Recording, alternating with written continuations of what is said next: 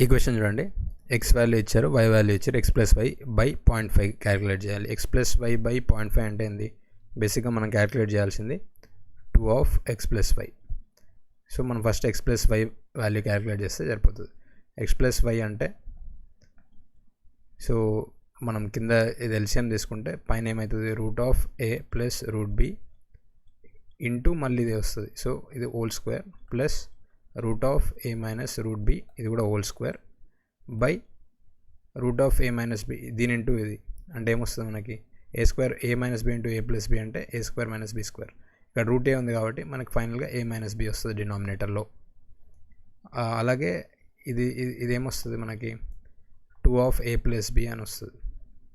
ఎందుకంటే ఇది ఏ స్క్వేర్ అంటే ఏ, ఇది బి స్క్వేర్, అదే రూట్ బి హోల్ స్క్వేర్ అని వస్తుంది. అలాగే 2 రూట్ ఏబి, ఇక్కడ -2 రూట్ ఏబి, అవి క్యాన్సిల్ అయితే మనకు 2 ఆఫ్ ఏ ప్లస్ బి అని వస్తుంది, ఏ మైనస్ బి.